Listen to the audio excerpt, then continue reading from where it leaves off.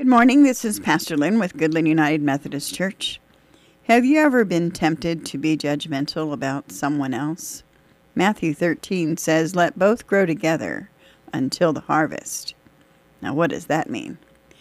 2 cats were dead, and the dog was deathly sick. The farmer took them immediately to the vet.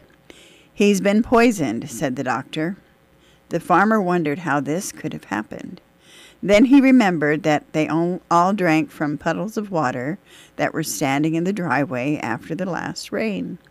His planter had been parked there as well, and the poisons in the planter were so strong that what little the rain had carried into the puddles was enough to kill his animals. No farmer likes the thought of using poisons, but he must in order to control insects and weeds. Dealers come armed with statistics to prove how yields will suffer if the weeds are not killed with their product. And yet, think about what it says in the Bible. Jesus told a parable about a certain weed that looked just like the wheat standing tall in the field. And by the time he could tell the difference, the roots had intertwined, so pulling the weeds meant destroying the whole wheat crop too. The owner of the weedy field said, "Don't destroy the weeds, because I want to save the good plants. The time will come to separate them later." Does that sound familiar? When God lets the lives of evil people continue, He is doing much the same thing. Who knows what weed may turn out to be the wheat after all? Our job is not to pour on the poison.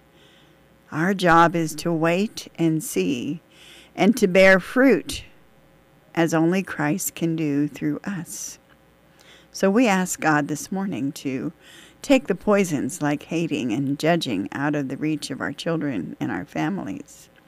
And have you driven across the countryside lately? You know, some of the storms we've had this spring have affected even our local farmers.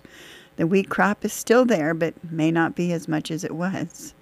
But take a close look at the wheat fields down the road.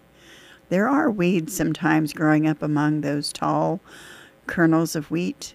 The farmers don't pull them out either. They allow them to grow alongside, and when the harvest comes, that's the time for separating the bad from the good. Keep that in mind when you look at someone for the first time.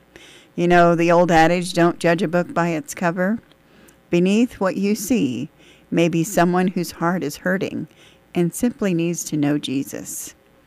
Let God help you discern what direction your road may take and whether or not to pull the weeds. This is Pastor Lyn. Have a good day.